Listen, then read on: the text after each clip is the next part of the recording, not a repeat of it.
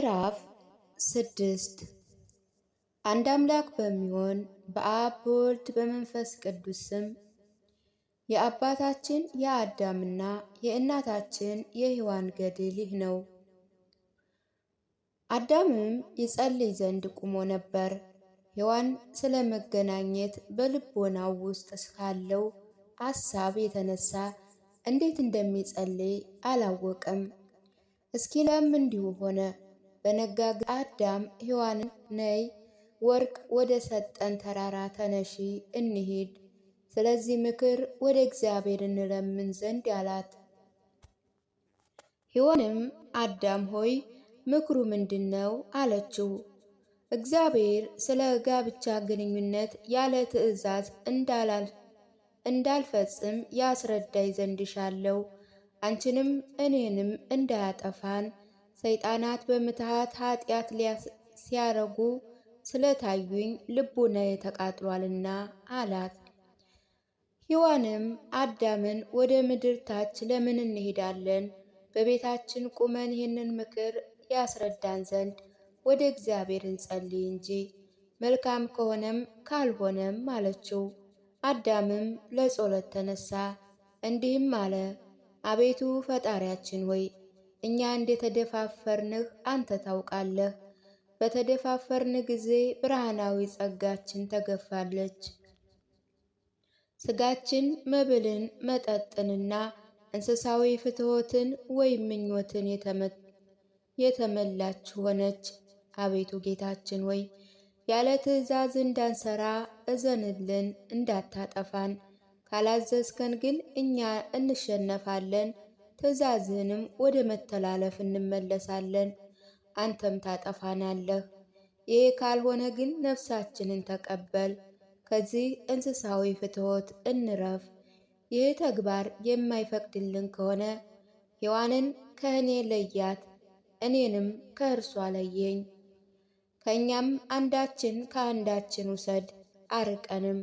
አቤቱ ጌታችን ሆይ እርስ በርሳችን በለሂን ጊዜም አጋንንት ምትሃት ያደርጉብናል፣ ልባችንንም ያስጠፋናል።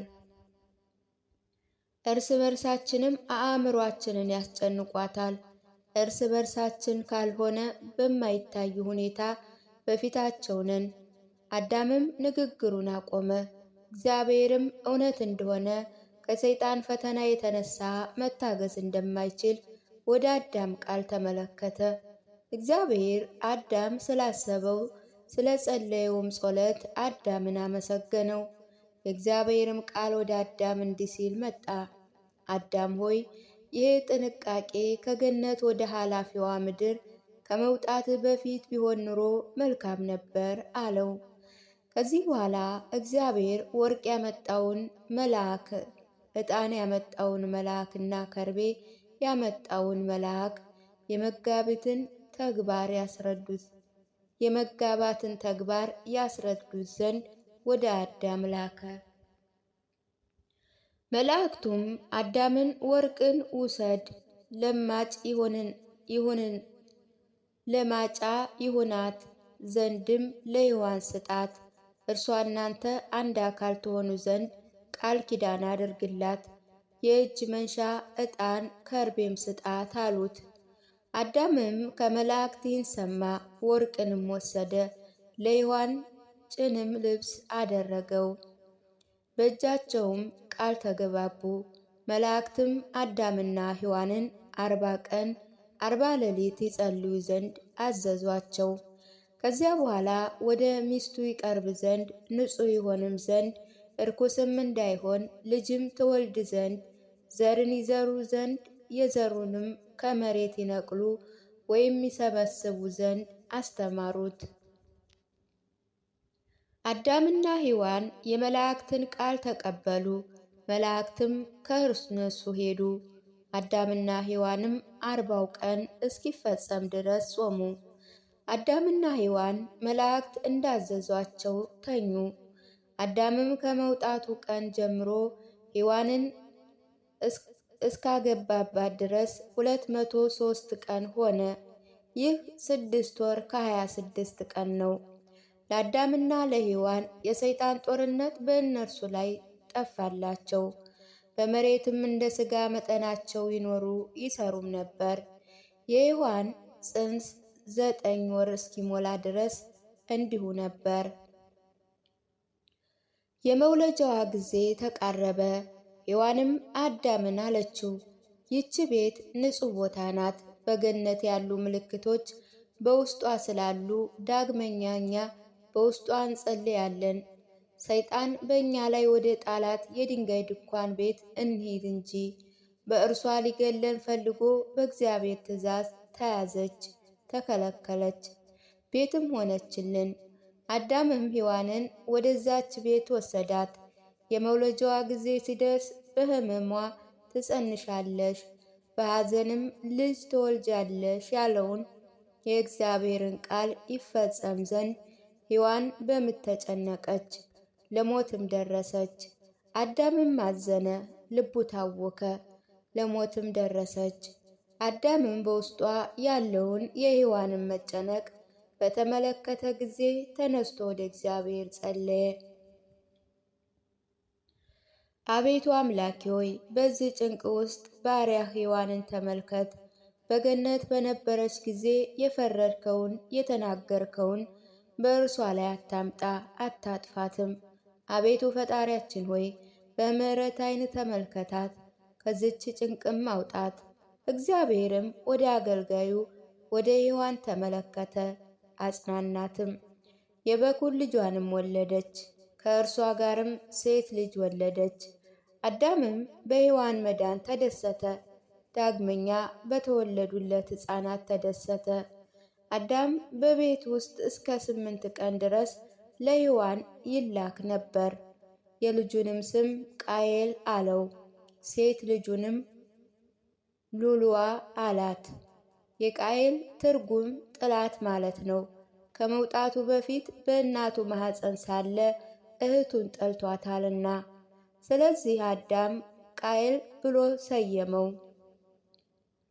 የሉሉዋ ትርጓሜ ያማረች መልከ መልካም ማለት ነው።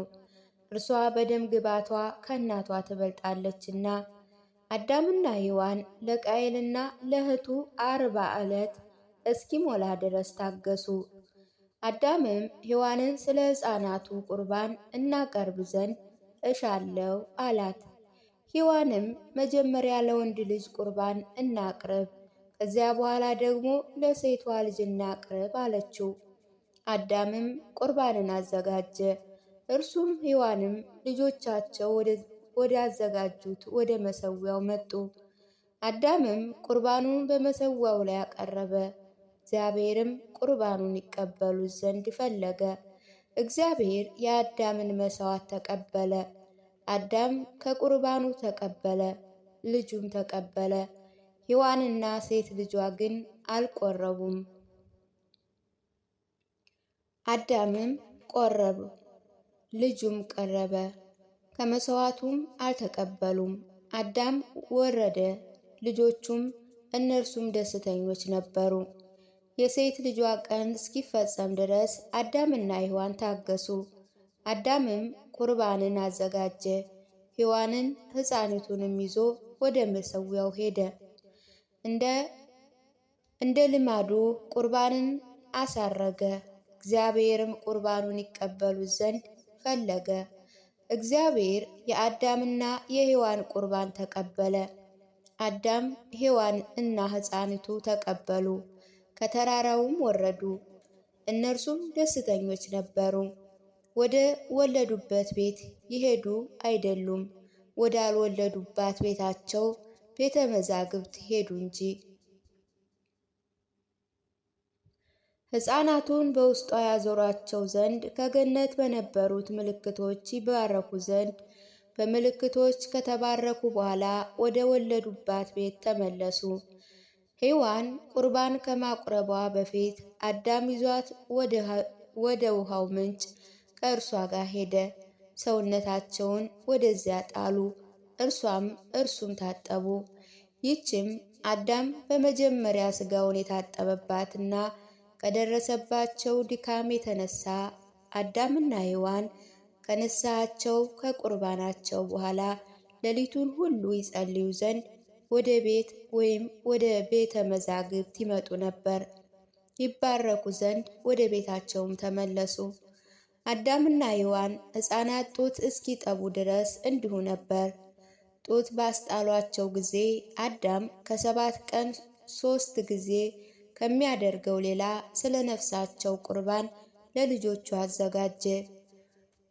ከሰጧቸው ካስጣሏቸውም ጡት ካስተዋቸው በኋላ ሔዋን ጸነሰች። የመጸነስ ዘመኗ ጨረሰች። ወንድና ሴት ልጅንም ወለደች። ወንድ ልጁን አቤል ብላ ሰየመው፣ ሴቷን አቅሌያም ብለው ሰየሟት። 40 ቀን ከተፈጸመ በኋላ ስለ ወንድ ልጁ ቁርባን አዘጋጀ። በመጀመሪያም አቀረበ። ዕለቱ በተፈጸመ ጊዜ ስለ ሴት ልጁ እንደገና አዘጋጀ።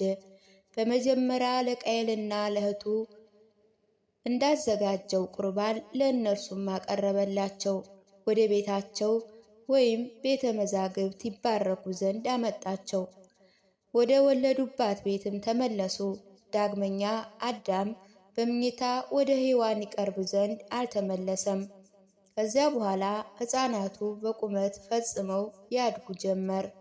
ቃየልም በታናሽ ወንድሙ የሰለጠነ ልቡም የጨከነ ሆኖ አባቱ ቁርባን ሲያቀርብ ብዙ ጊዜ ይቀርብ ነበር። ቁርባን ይቀበል ዘንድ ከእርሱ ጋር አይሄድም ነበር። አቤል ግን የዋህ ገር ልቦና ነበረው። ለአባቱም ለእናቱም ይታዘዝ ነበር። ቁርባንን ስለመቀበል እያስተማረው ነበር። ቁርባኑም ይወድ ነበር። ብዙ ይጾም ይጸልይም ነበር። ይህችም ለአቤል ትምህርት ሆነችው። እርሱ ወደ ቤተ መዛግብት መጥቷልና በውስጧ የወርቅ የዕጣን የከርቤ በትሮችን ተመለከተ። በእርሱ ዘንድም ተሳለ። እነዚያ እንዴት አገኘዋቸው አለ። አዳም የደረሰባቸውን ሁሉ አስረዳው፣ አመለከተው። ቃየልም በአቤል ቀና። አባቱ አዳም ስለነገረው አምላካዊ ስለሆነ ተግባር ከአባቱ ከአዳም በኋላ በቤተ መዛግብት ወይም ሌሊቱን ሙሉ ቀረ።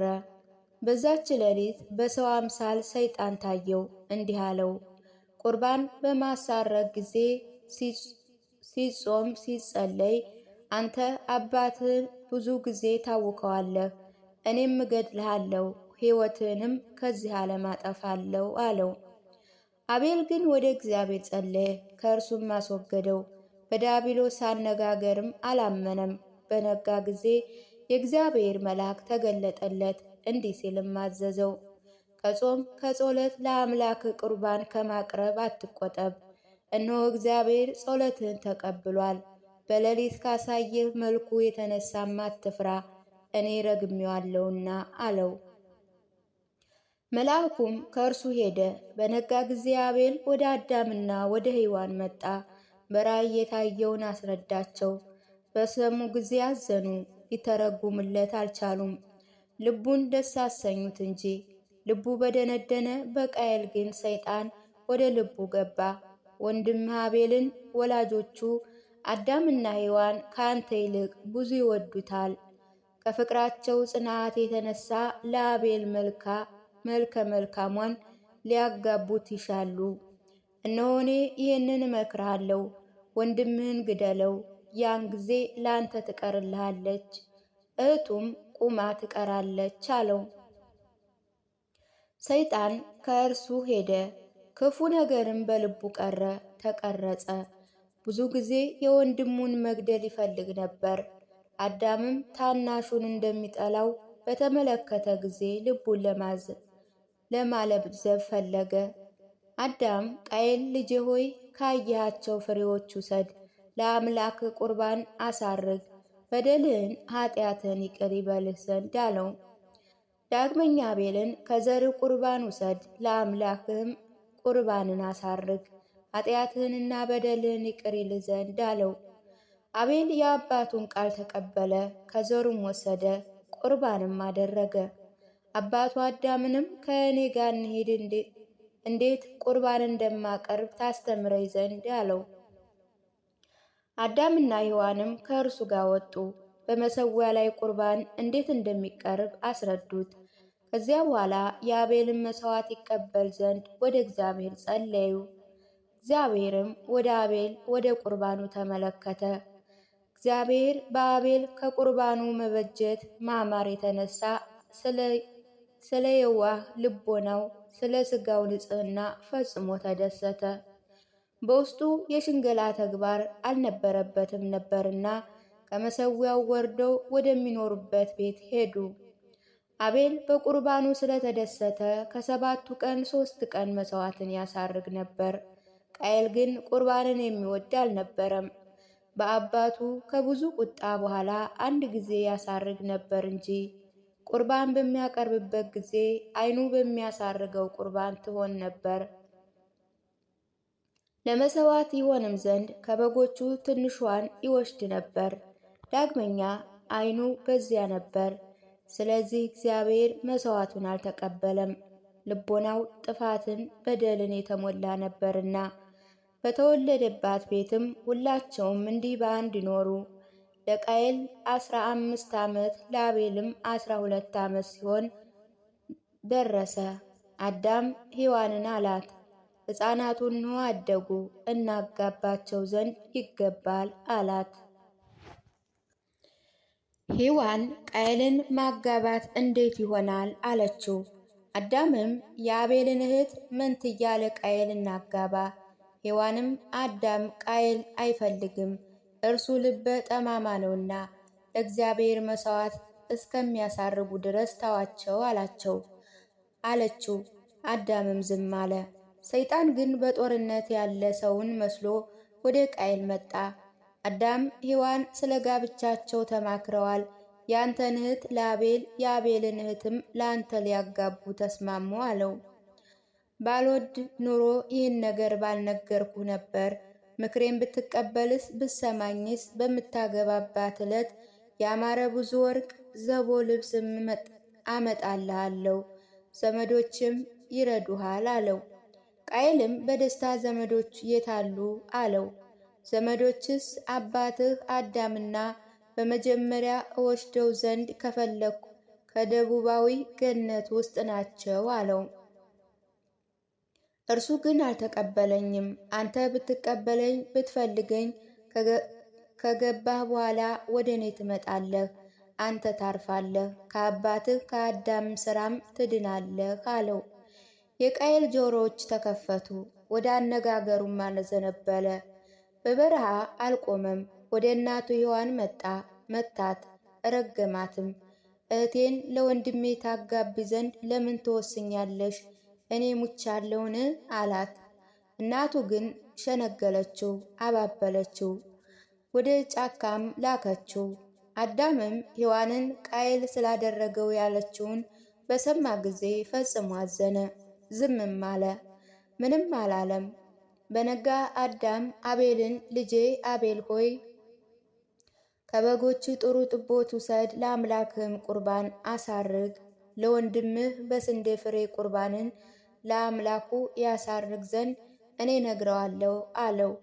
እርሱም ከአባታቸው ከአዳም ይህንን ሰሙ። ሁለቱም ቁርባናቸውን ያዙ፣ መሠዊያ ወዳለበት ተራራም ወጡ። ቃየል ግን በወንድሙ በአቤል ታበየበት፣ ከመሠዊያውም ገፋው፣ ቁርባንን ያሳርግ ዘንድ አልታገሰም። እርሱም ቁርባኑን ሸነገላ፣ ትዕቢቱን በተሞላ ልቦና አሳረገ። አቤል ግን ከመሥዋዕቱ አጠገብ ድንጋዮቹን ሠራለት። በዚያ ላይ ትሕትና በተሞላ ልቦና መሥዋዕቱን አቀረበ። የሽንገላ ተግባር አልነበረበትም። ቃየልም መሥዋዕቱን ባቀረበበት መሠዊያ ላይ ቆሞ ነበረ።